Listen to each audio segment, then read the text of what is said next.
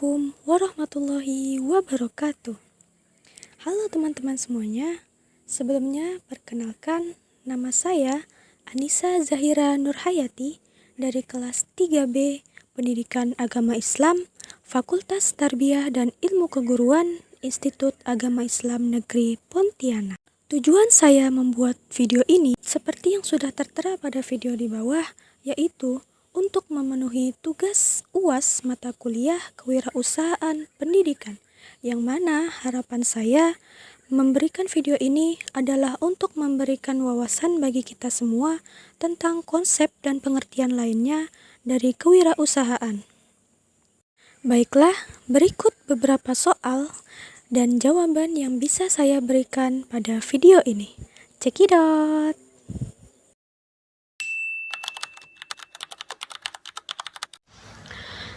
Nah, adapun mengapa pendidikan kewirausahaan itu sangat penting dalam membentuk kemandirian peserta didik? Karena pendidikan kewirausahaan ini dapat melatih peserta didik tersebut untuk menciptakan peluang kerja sendiri tanpa harus mencari jauh-jauh kemana, tetapi mereka yang dapat mengembangkan kreativitas yang mereka miliki tersebut serta keberanian mereka dalam mengambil risiko, sehingga mereka dapat menjadi pribadi yang tangguh, kreatif, dan dapat berkontribusi positif pada ekonomi dan masyarakat bahkan saat usia mereka masih kecil. Nah, adapun urgensi kewirausahaan pendidikan yaitu mereka dapat menciptakan peluang dan bukan hanya mencari kerja. Ya, maksudnya peserta didik tersebut dapat melihat dan mengidentifikasi suatu masalah dan dapat menemukan solusinya, sehingga mereka tidak hanya bergantungan pada lowongan kerja saja, tetapi mereka dapat menciptakan lowongan kerja mereka sendiri dan dapat berguna bagi banyak orang. Tentu hal ini sangat berguna dan merupakan salah satu urgensi kewirausahaan pendidikan untuk membentuk kemandirian peserta didik.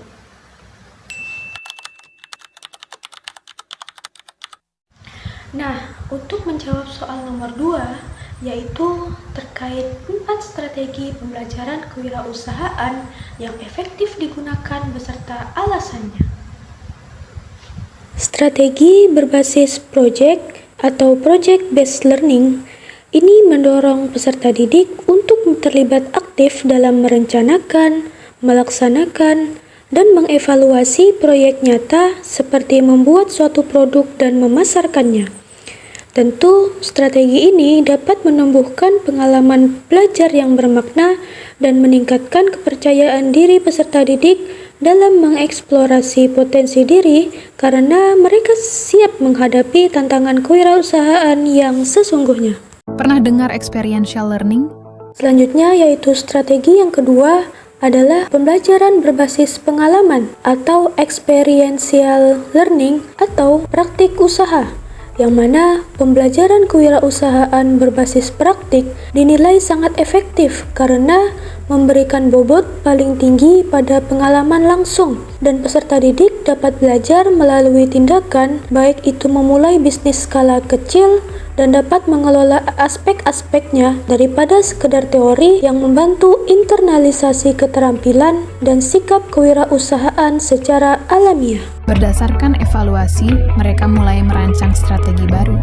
Mungkin dengan menambahkan varian rasa baru atau membuat promo beli 1 gratis 1 untuk menarik lebih banyak pelanggan. Lihat, strategi baru mereka berhasil. Pelanggan tampak puas dan penjualan meningkat. Karena pada akhirnya, pengalaman adalah guru terbaik. Kemudian strategi yang ketiga yaitu metode diskusi dan kolaborasi atau group work or discussion, yang mana kewirausahaan ini seringkali membutuhkan kerja tim dan jaringan yang banyak. Metode diskusi dan kerja kelompok memungkinkan peserta didik untuk berbagi ide, memecahkan masalah bersama, dan dapat mengembangkan kemampuan komunikasi serta kepemimpinan.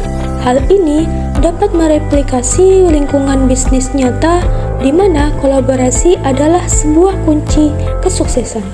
Kemudian strategi yang terakhir yaitu pemanfaatan teknologi digital dan media sosial atau digital marketing and online presence, yang mana di era modern kehadiran online dan pemasaran digital sangat penting untuk memperluas jangkauan pasar dan dapat memperluas promosi barang tersebut serta dapat mengintegrasikan strategi ini dalam pembelajaran mempersiapkan peserta didik untuk lanskap bisnis kontemporer di mana visibilitas dan inovasi digital adalah faktor penting untuk bersaing dan sukses.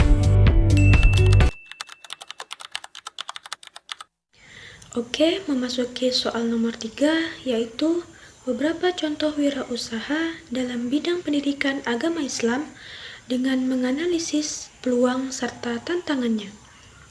Wirausaha dalam bidang pendidikan agama Islam tentu sangat penting di era saat ini, yang mana berperan dalam membentuk karakter dan moral peserta didik untuk menjadi lebih baik. Mengapa demikian? Berikut beberapa contoh wirausaha dalam bidang pendidikan agama Islam. Nah, contoh yang pertama itu adalah platform pembelajaran paydaring atau e-learning Islami, yang mana bisnis ini adalah bisnis yang memanfaatkan teknologi digital untuk menyediakan kursus, bimbingan belajar, atau les privat PAI secara daring. Adapun peluang pada contoh ini adalah dapat memberikan metode interaktif, yaitu dapat mengintegrasikan ilmu umum dan agama untuk menciptakan pembelajaran yang interaktif dan menarik, misalnya seperti video, kuis, dan forum diskusi. Dan juga peluang yang lain yaitu dapat fleksibilitas waktu, yang mana peserta didik dapat mengakses materi kapan saja sesuai dengan jadwal yang mereka miliki. Tetapi ada juga tantangannya, yang mana kesenjangan akses digital ataupun daerah-daerah terpencil yang ingin mengakses platform online tersebut tetapi memiliki keterbatasan akses internet dan perangkat teknologinya belum memadai, yang mana beberapa daerah tersebut dapat menjadi penghalang. Adapun tantangan yang lain yaitu keaslian konten, yang mana kita harus tetap memastikan kevalidan materi PAI yang diajarkan sesuai dengan ajaran Al-Quran dan hadis, serta memerlukan tim ahli yang kompeten. Baiklah, demikian video yang dapat saya sampaikan. Kurang lebihnya saya mohon maaf. Wassalamualaikum warahmatullahi wabarakatuh.